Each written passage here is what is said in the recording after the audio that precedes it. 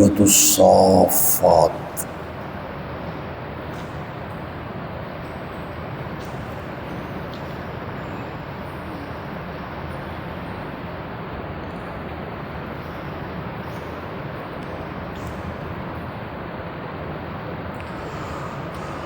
آیت نمبر ہے 75۔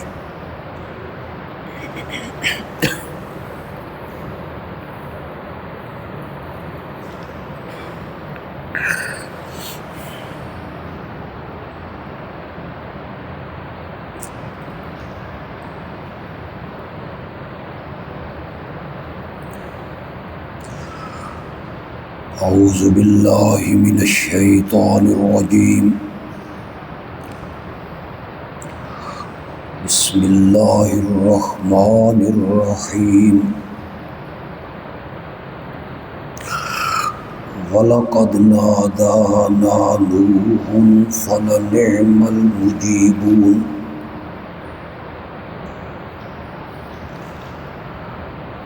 وَنَجَّيْنَاهُ وَأَهْلَهُ مِنَ الْكَرْبِ الْعَظِيمِ۔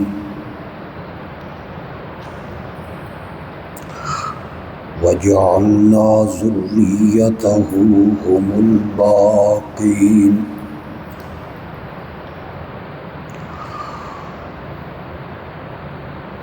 وَتَرَكْنَا عَلَيْهِ فِي الْآخِرِينَ۔ سلام علی نوح فی العالمین۔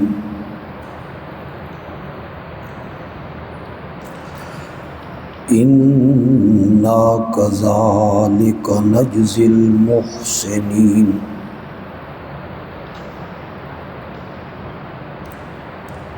انہ من عبادنا المؤمنین۔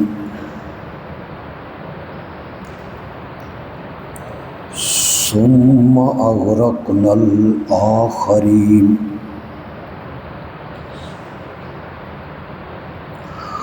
وَإِنَّ مِن شِيعَتِهِ لَإِبْرَاهِيمَ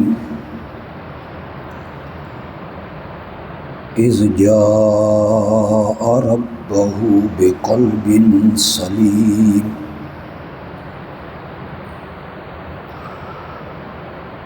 اللہم صلی علی سیدنا و مولانا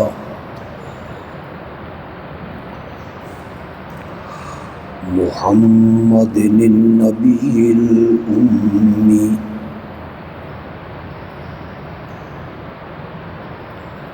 وعلی آلہ وأصحابہ وبارک وسلم ثم صلی علیہ۔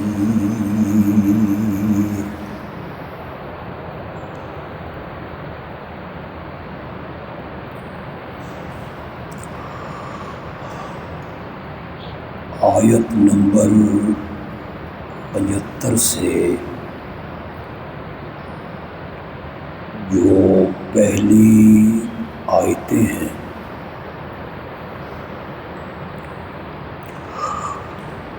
ان میں اللہ رب العزت نے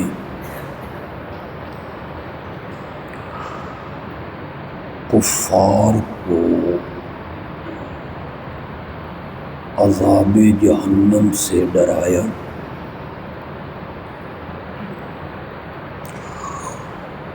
اور مومنین کو جنت کی نعمتوں کی خوشخبریاں سنائیں۔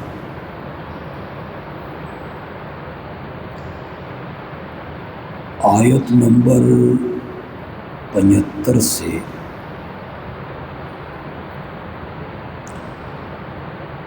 اللہ 7 انبیاء کا قصہ ذکر کریں گے۔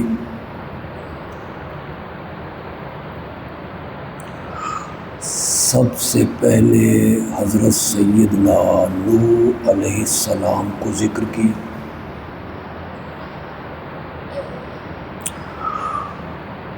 اس کے بعد حضرت ابراہیم خلیل اللہ علیہ السلام کو ذکر کریں گے،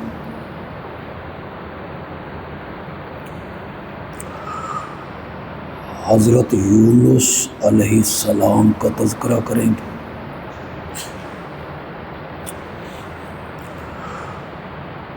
انبیاء کا جو اللہ تذکرہ کریں گے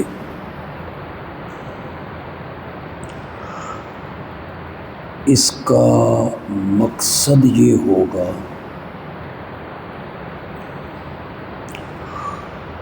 کہ تم ان انبیاء کو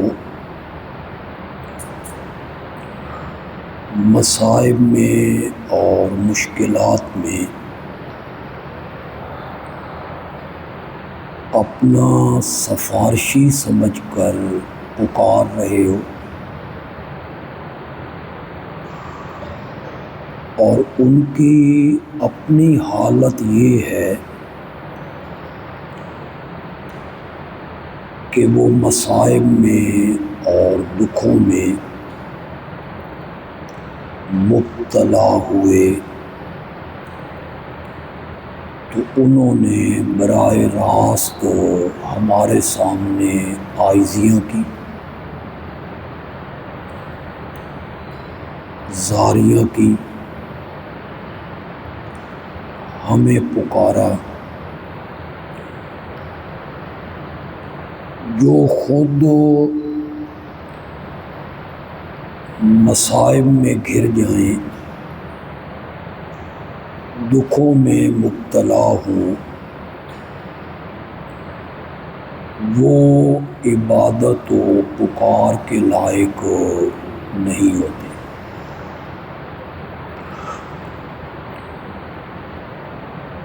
ایک مقصد ان انبیاء کے واقعات کو بیان کرنے سے یہ بھی ہے کہ ان انبیاء کے حالات کو پڑھو، یہ خود ساری زندگی میری توحید کی دعوت دیتے رہے، انہوں نے لوگوں کو یہی سمجھایا کہ اللہ کے سوا معبود بننے کے لائق کوئی نہیں، اور عبادت کے لائق صرف اللہ ہی ہے، تو تم ان انبیاء کی تعلیمات کو مانو، اور تم بھی مصائب میں اور مشکلات میں صرف اللہ ہی کو پکارو۔ اگر سورۃ صافات کا جو پہلا درس میں نے دیا تھا، اگر وہ آپ کے ذہن میں، تو میں نے عرض کیا تھا کہ اللہ اس صورت میں 3 بڑی مخلوقوں کا ذکر کرے، فرشتوں کا، جنات کا، اور انسانوں میں سے انبیاء کا۔ سب سے پہلے اللہ نے فرشتوں کا ذکر کیا، والصافات صفا، وہ ہمارے سامنے عاجزی سے صفیں باندھ کے کھڑے ہیں، لہذا وہ عبادت و پکار کے لائق نہیں۔ جنات کا داخلہ آسمانوں کی طرف ہم نے بند کر دی، اگر وہ چوری چھپے اوپر جانے کی کوشش کرتے ہیں تو انہیں انگاروں سے مارا جاتا ہے، لہذا وہ بھی عبادت و پکار کے لائق نہیں۔ اب اللہ انسانوں میں سے انبیاء کو ذکر کرے۔ فرشتے بھی عبادت و پکار کے لائق نہیں، شفیع غالب نہیں، جنات بھی اس منصب پہ فائز نہیں، اور انبیاء بھی اس لائق نہیں کہ ان کی عبادت کی جائے۔ 7 انبیاء کے قصوں کو اللہ بیان کرنا چاہتے۔ سب سے پہلے اللہ حضرت نوح کا قصہ ذکر کرنے لگے۔ وَلَقَدْ نَادَانَا نُوحٌ، یقینی بات ہے کہ نوح نے ہمیں پکارا تھا۔ یہ کب پکارا؟ جب انہوں نے 950 سال مسلسل تبلیغ میں، دعوت میں گزارے، اور قرآن نے سورۃ اعراف میں، سورۃ ہود میں ان کی دعوت کو ذکر کیا۔ وَلَقَدْ أَرْسَلْنَا نُوحًا إِلَىٰ قَوْمِهِ قَالَ يَا قَوْمِ اعْبُدُوا اللَّهَ مَا لَكُم مِّنْ إِلَٰهٍ غَيْرُهُ۔ کتنے سال؟ 950 سال انہوں نے مسلسل دعوت دی، لوگوں نے زج کیا، پتھر مارے، آنکھیں بند کر لیں، کانوں میں انگلیاں دے لیں، ہم تیری بات سننا نہیں چاہتے، الیاذ باللہ تیری منحوس شکل نہیں دیکھنا چاہتے۔ 950 سال کے بعد اللہ نے حضرت نوح علیہ السلام کو اطلاع دی، جس کو سورۃ ہود میں ذکر کیا ہے۔ سورۃ ہود کی آیت نمبر 36 میں کہ ہم نے حضرت نوح کی طرف یہ حکم بھیجا تھا کہ تیری قوم میں سے اب کوئی بھی ایمان نہیں لائے گا، جنہوں نے ماننا تھا وہ مان چکے، جنہوں نے ایمان لانا تھا وہ ایمان لا چکے، اب اس کے بعد آپ کی قوم میں سے کوئی بندہ بھی ایمان نہیں لائے گا۔ یہ اطلاع اللہ نے کہاں دی؟ سورۃ ہود کی آیت نمبر 36 میں۔ اس کے بعد حضرت نوح نے وہ دعا مانگی جس کو سورۃ نوح میں ذکر کیا، رب لا تذر علی الارض من الکافرین دیارا، یا اللہ اس زمین پر کسی کافر کو باقی نہ رکھ، ان کو تباہ کر دے، ان کو برباد کر دے، اس لیے کہ ان کی اولاد میں بھی اب جس نے آنا ہے تو کافر نہیں آنا ہے۔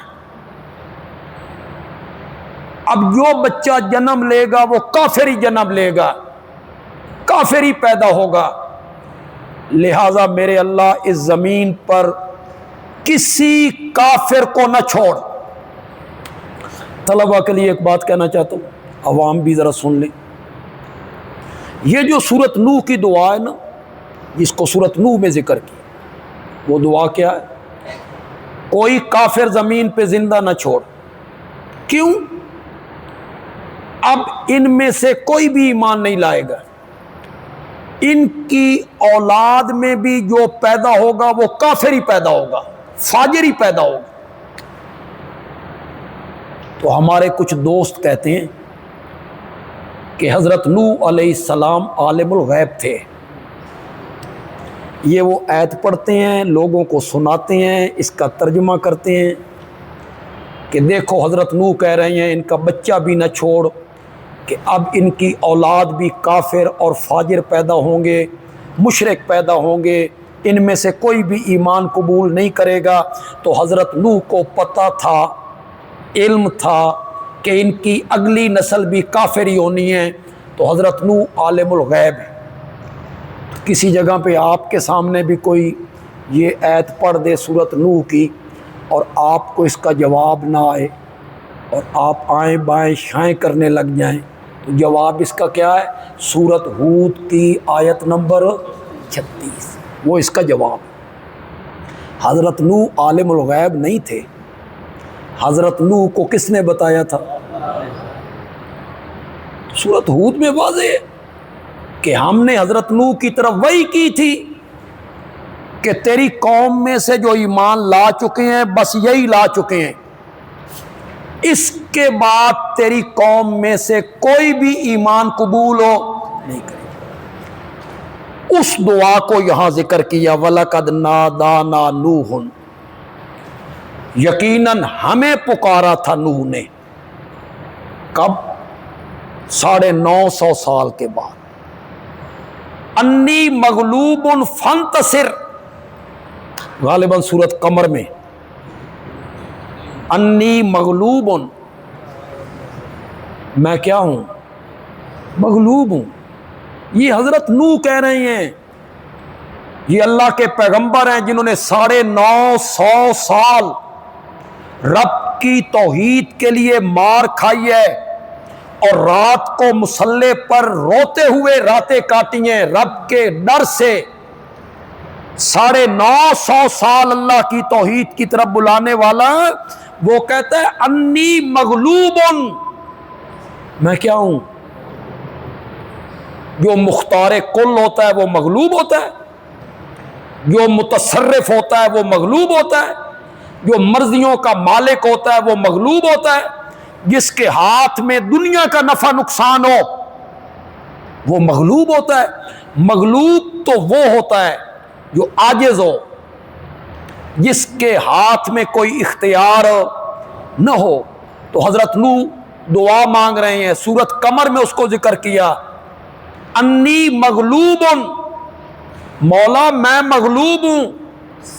انہوں نے میری بڑی مخالفت کی ہے، انہوں نے مجھے مجنون کہا ہے، جادوگر کہا ہے، پتھروں کی بارش مجھ پر کی ہے، انہوں نے اپنی آنکھوں کے سامنے پردے ڈالے ہیں، کانوں میں انگلیاں دے لی تھی انہوں نے. مولا میں مغلوب ہوں، فانتصر، تو میری کیا کر. کس کو پکار رہے ہیں؟ اللہ تعالیٰ لوگوں کو بتانا چاہتے ہیں جنہیں تم شفیع غالب سمجھ کے پکار رہے ہو وہ تو خود میرے دروازے پہ عاجزیاں کر رہے ہیں، وہ تو خود میرے دروازے پہ زاریاں کر رہی ہیں، وہ تو خود میرے دروازے پہ ہاتھ باندھ کے کھڑے ہیں. لہٰذا وہ عبادت و پکار کے لائق نہیں ہیں. ہمارے دعوے کو تسلیم کرو کہ عبادت و پکار کے لائق ہے تو وہ صرف کون ہے؟ فَلَنِعْمَ الْمُجِيبُونَ، کیا خوب ہیں ہم فریاد رس، کیا خوب ہم ہیں قبول کرنے والے. اس آیت پہ تھوڑا سا غور کیجیے. اللہ تعالیٰ کیا کہنا چاہتے ہیں کہ قبول کرنے والے، فریاد رس، عاجز لوگ، مغلوب لوگ، مجبور لوگ، ان کی پکاروں کو سننے والے، ہم سے بہتر سننے والا کوئی نہیں. انہوں نے ہمیں پکارا کہ مولا ان کا بیج ختم کر دے، ان کو صفحہ ہستی سے مٹا دے.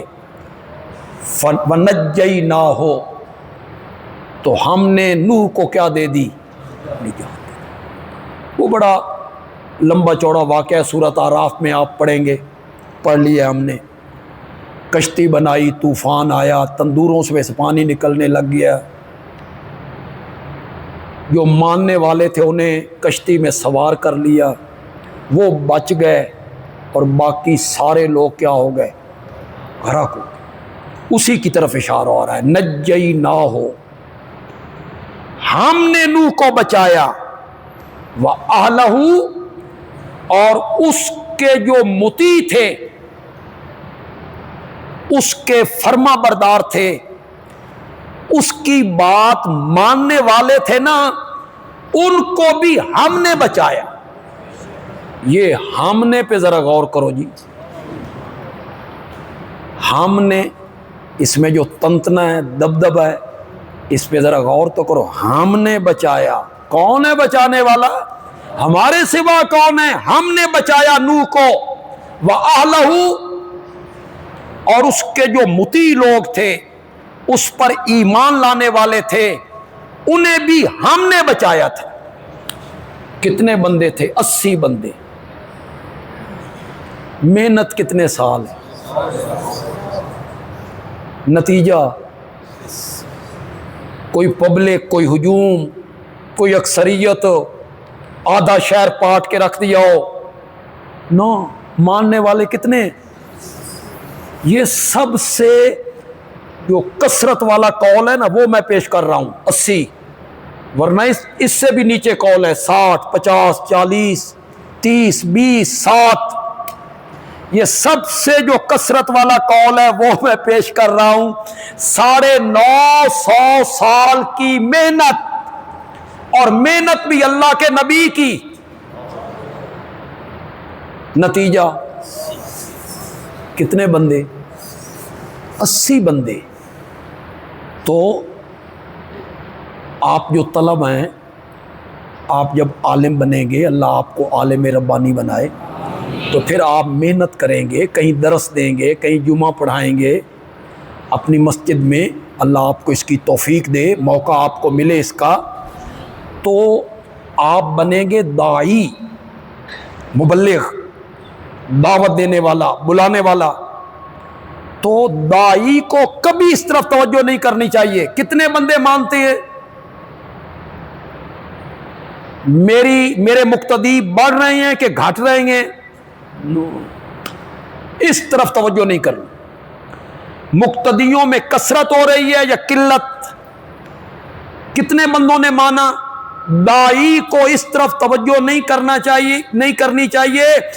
داعی کو تبلیغ اور دعوت لوگوں کی قلت اور کثرت کو دیکھ کر نہیں کرنی چاہیے، رب کی رضا کے لیے کرنی چاہیے۔ یہ اپنے اندر صفت پیدا کر لیں اگر داعی بننا ہے، کہ لوگ زیادہ آئیں، مقتدی میرے پاس زیادہ ہوں، نہ، حق کو چھپائیں اور مقتدی زیادہ آ جائیں تو اس زندگی پر لعنت ہے۔ قرآن کو چھپائیں کہ لوگ زیادہ آ جائیں تو پھر اس زندگی پر لعنت ہے۔ یہ میں نہیں کہہ رہا ہوں، یہ قرآن کہہ رہا ہے۔ سورۃ بقرہ میں 2 دفعہ رب نے کہا ہے، ان الذین یکتمون، پڑھو جو حافظ ہو، ان الذین یکتمون ما انزلناہ من البینات، جو ہم نے قرآن میں اتارا ہے، کتابوں میں اتارا ہے، جو لوگ اس کو چھپاتے ہیں۔ کیوں؟ اے جڑے ریڑیاں تے کھلوتے ہیں، انہیں چھپانا؟ یہ جو دیواریں بنانے والے مستری ہیں، انہوں نے دین چھپانا ہے؟ یہ جو دفتروں میں کام کرنے والے ملازم ہیں، انہوں نے کتمان کرنی ہے، انہوں نے چھپانا ہے؟ کس نے چھپانا ہے؟ اہل علم نے، جن کو رب نے قرآن کا علم دیا، حدیث کا علم دیا، انہوں نے سر پہ پگڑیاں باندھی، ان کو قرآن کہہ رہا ہے ان الذین یکتمون، جو لوگ چھپاتے ہیں اس چیز کو جو ہم نے کتاب میں اتاری، وَيَشْتَرُونَ بِهِ ثَمَنًا قَلِيلًا، اور اس کے بدلے وہ لیتے ہیں تھوڑے پیسے، ثَمَنًا قَلِيلًا۔ اس کا مطلب یہ ہے بھئی بہت ہوں تو پھر لے لینے چاہیے، قلیل ہوں تو نہیں لینے چاہیے، اور لاکھ کروڑ وہ مل جائے تو لے لینے چاہیے، نہ جناب۔ اس میری بات اگر پسند آئے تو آپ کو فائدہ بڑا دے گی۔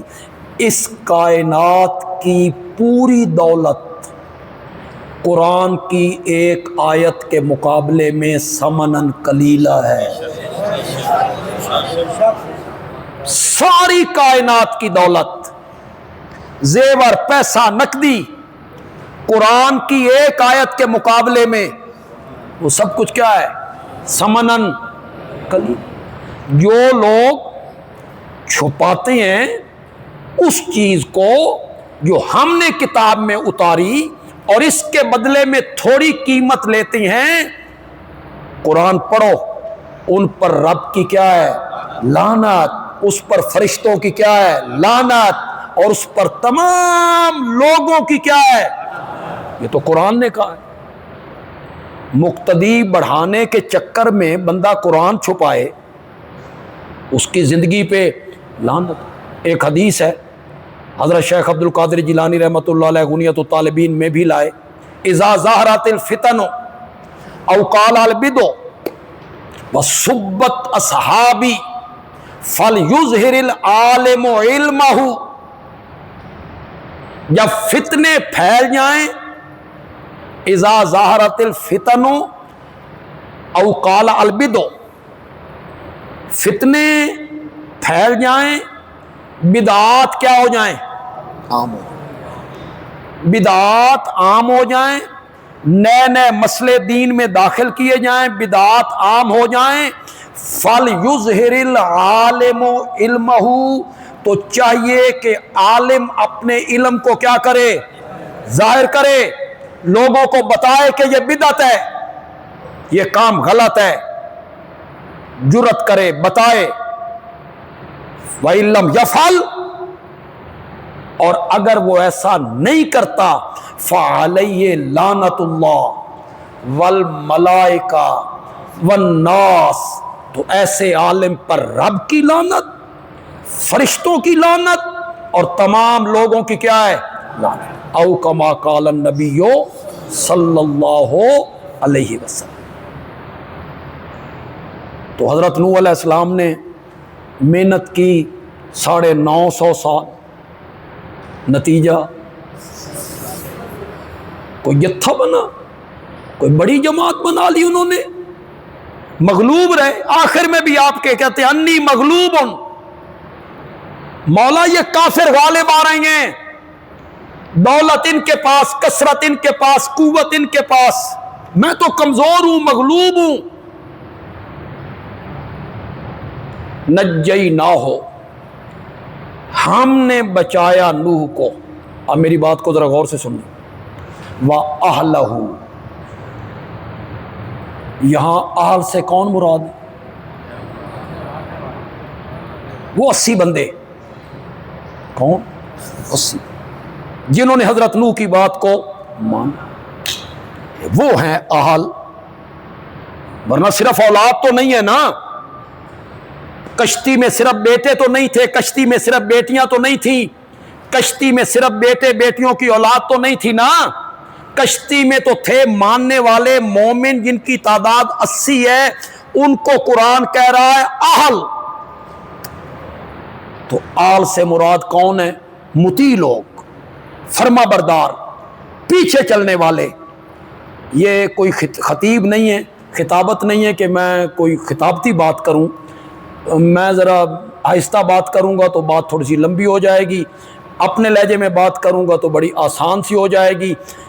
یہ ماننے والے ہیں، ماننے والے، ان کو کہا جا رہا ہے اہل۔ اہل، ہم نے نوح کی اہل کو بچا لیا، اور جو کافر تھے نا، وہ نوح کا سکا بیٹا تھا، اس کے متعلق قرآن نے کہا انہ لیس من اہلک، تیرے اہل کون ہے؟ جو کشتی میں بیٹھے ہیں، وہ تیرا سکا بیٹا ہے، خون کا رشتہ ہے۔ انہ لیس من اہلک، وہ تیرا بیٹا تیری اہل نہیں ہے۔ مولا میری بیوی کی کوکھ سے جنم لیا، میرے گھر میں کھیلا، میں نے اسے پالا، اور آپ کہتے ہیں وہ تیری آل نہیں، آل نہیں۔ اس کی وجہ قرآن نے کہا انہ عمل غیر صالح، اس لیے کہ اس کے عمل اچھے، اس کا عقیدہ ٹھیک نہیں، وہ تیرا مطیع نہیں، وہ تیرا فرما بردار نہیں۔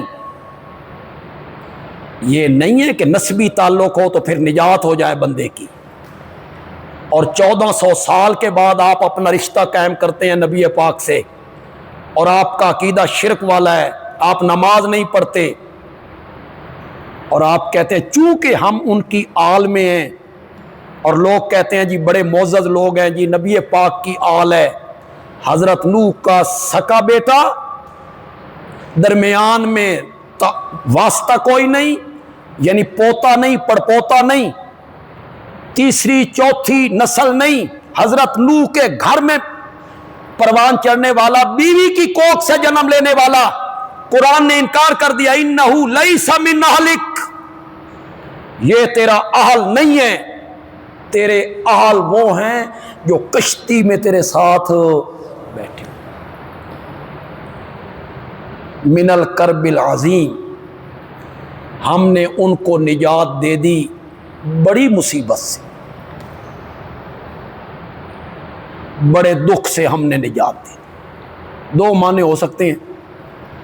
کرب عظیم سے مراد ہے وہ جو حضرت نوح کو ستاتے تھے نا، وہ روزانہ چلتے ہوئے کہتے تھے پاگل ہے، مجنون ہے، جادوگر ہے، پتھر مارتے تھے، وہ جو ایک مصیبت تھی نا 950 سال کی، ہم نے اس مصیبت سے حضرت نوح کو کیا دے دی؟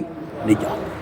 اور کچھ علماء نے کہا کرب عظیم سے مراد وہ طوفان ہے، جو طوفان آیا، عذاب آیا اور تندوروں سے پانی باہر نکلنے لگا، تو ہم نے باقی سارے لوگوں کو غرق کر دیا، اور حضرت نوح اور نوح کے ماننے والوں کو اس طوفان سے کیا دے دی؟ وَجَعَلْنَا ذُرِّيَّتَهُ هُمُ الْبَاقِينَ، اور ہم نے ان کی ذریت کو باقی رکھا، اس سے ان کی نسل چلی۔ وَتَرَكْنَا عَلَيْهِ فِي الْآخِرِينَ، اور ہم نے یہ دعا پچھلے لوگوں میں چھوڑ دی۔ جتنے لوگ حضرت نوح کے بعد آئے نا، ان میں ہم نے یہ دعا جاری کر دی۔ کون سی دعا؟ سلام علی نوح، کہ نوح پر کیا ہو؟ سلام ہو۔ یہ پچھلی لوگوں میں یہ دعا ہم نے جاری کر دی۔ انا کذالک نجزی المحسنین، ہم یوں بدلہ دیا کرتے ہیں نیکی کرنے والوں کو۔ انہ من عبادنا المؤمنین ثم اغرقنا الآخرین، ہم نے مومنوں کو بچایا، وہ ہمارے مومن بندے تھے، ہم نے انہیں نجات دے دی، اور پھر ہم نے سارے کافروں اور مشرکوں کو کیا کر دیا؟ غرق۔ یہ پہلا قصہ ہے حضرت نوح کا۔ بیان کرنے سے مقصد کیا تھا؟ کہ وہ تو خود ہمارے سامنے عاجزیاں کر رہی ہیں، ہمیں پکار رہی ہیں، اپنے مغلوب ہونے کا اقرار کر رہے ہیں، وہ شفیع غالب نہیں ہیں، انہیں شفیع اور سفارشی سمجھ کے مت پکارو، عبادت و پکار کے لائق ہے تو صرف کون ہے؟ اب اللہ دوسرے نبی کا ذکر کرنے لگے، حضرت سیدنا ابراہیم خلیل اللہ، کہو علیہ السلام، یہ جد الانبیاء ہے، جد الانبیاء۔ بعض علماء نے لکھا حضرت نوح کے 1300-1400 سال بعد یہ آئے، اتنی لمبی مدت کے بعد یہ تشریف لائے۔ قرآن نے اس کو ذکر کیا، وَإِنَّ مِن شِيَّعَتِهِ لَإِبْرَاهِيمَ، ضمیر مجرور راجع بسوئے نوح، اور شیعہ کا لغوی معنی ہے گروہ، جماعت، متبع، پیروی کرنے والے، پیچھے چلنے والے، یہ لغوی معنی ہے شیعہ کا۔ تو معنی کیا کریں گے؟ نوح کے گروہ میں حضرت نوح کی جماعت میں ابراہیم آئے، یہ معنی کریں گے۔ نوح کے جماعت میں، نوح کے گروہ میں، جن کا عقیدہ بھی حضرت نوح والا، جو دعوت حضرت نوح کی تھی وہی دعوت حضرت ابراہیم، دونوں کی دعوت ایک ہے، دونوں کا نظریہ ایک ہے۔ ان من شیعتہ لابراہیم، نوح کے گروہ میں، نوح کے پیروکاروں میں، نوح کے مطیع لوگوں میں، نوح کے گروہ میں کون تھے؟ ابراہیم۔ اذ جاء ربہ بقلب سلیم، جب ابراہیم آئے اپنے رب کے پاس بقلب سلیم، ستھرا دل لے کر، اخلاص والا دل لے کر، جس میں شرک کی آمیزش کوئی نہیں، جس میں رب کی نافرمانی کی آمیزش ہو کوئی نہیں، بالکل خالص توحید والا دل لے کر آئے۔ اذ قال لأبیہ وقومہ، جب انہوں نے اپنے بابا کو کہا اور اپنی قوم کو کہا، ان کا باپ مشرک ہے، اس کا نام آزر ہے، یہ قرآن نے کہا ہے۔ قرآن نے واضح طور پہ حضرت ابراہیم کے باپ کا نام کیا ذکر کیا ہے؟ آزر، چچا نہیں ہے۔ قرآن بار بار کہتا ہے اذ قال لأبیہ، سورۃ مریم میں کیا کہا؟ وَاذْكُرْ فِي الْكِتَابِ ابراہیم انہ کان صدیقا نبیا۔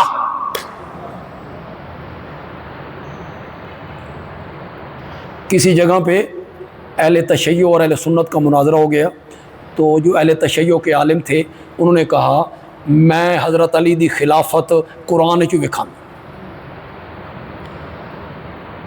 دکھائیں جی۔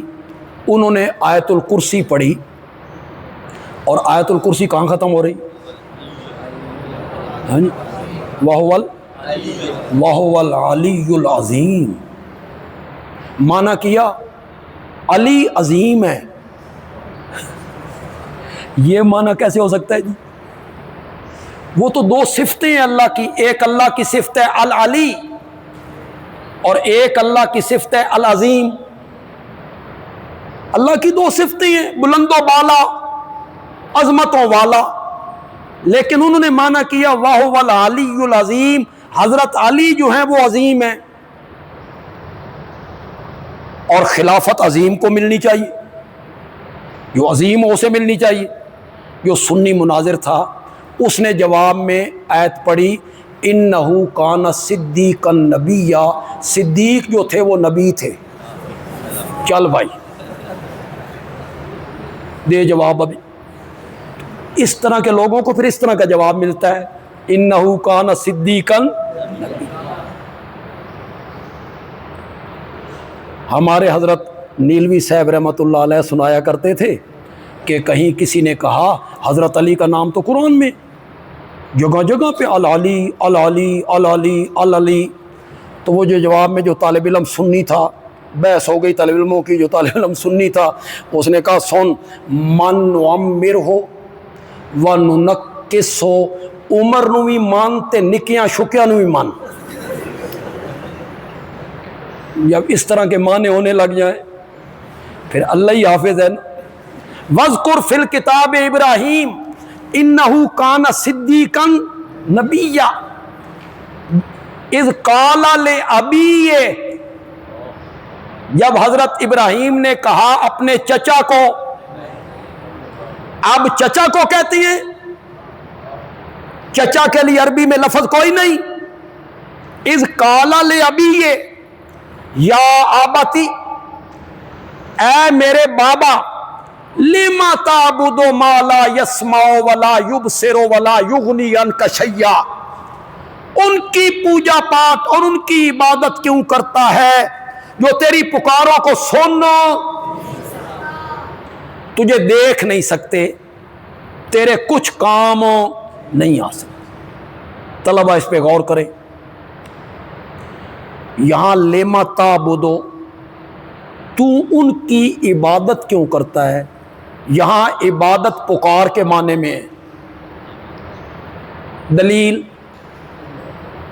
دلیل اس کی کیا ہے؟ میں نے کیوں منع کیا پکار والا؟ دلیل اگلا لفظ ہے لیما تعبدو ما لا یسمعو، ان کی عبادت کیوں کرتا ہے جو سنتے نہیں؟ تو معنی یہی کریں گے نا، مصائب میں ان کو کیوں پکارتا ہے جو تیری پکاروں کو سن۔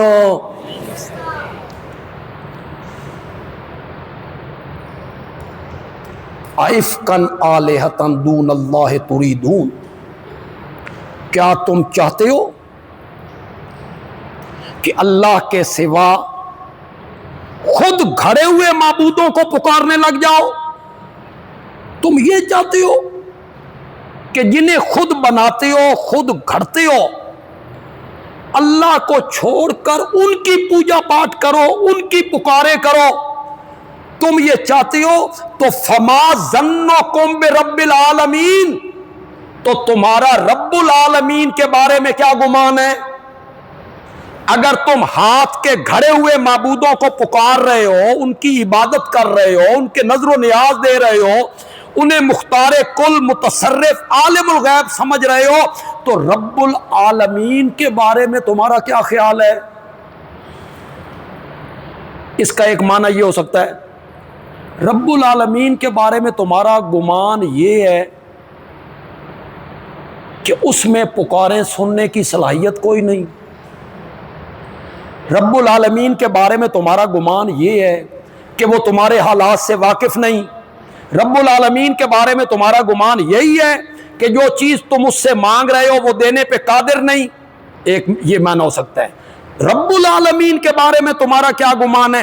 اور دوسرا معنی یہ ہو سکتا ہے اللہ کے سوا جو اوروں کو پکارتے ہو، ان کی پوجا پاٹ کرتے ہو، ان کی نظر و نیاز دیتے ہو، تو رب العالمین کے بارے میں تمہارا کیا خیال ہے؟ وہ تمہیں سزا نہیں دے گا، وہ تمہیں نہیں پکڑے گا؟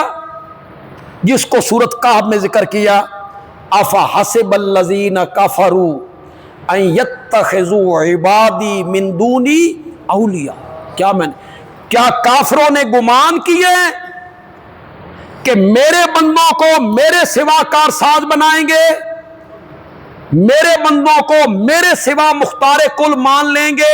تو کافروں نے کیا گمان کیا ہے کہ میں ان کو پکڑوں گا نہیں، میں ان کا حساب نہیں لوں گا؟ ان کا یہ گمان ہو گیا ہے۔ وہی معنی ہے فما ظنکم برب العالمین، تو رب العالمین کے بارے میں تمہارا کیا گمان ہے؟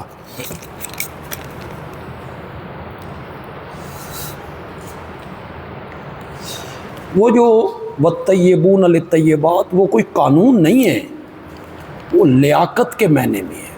پاکیزہ مرد لائق ہیں پاکیزہ عورتوں کے، یہ معنی ہے۔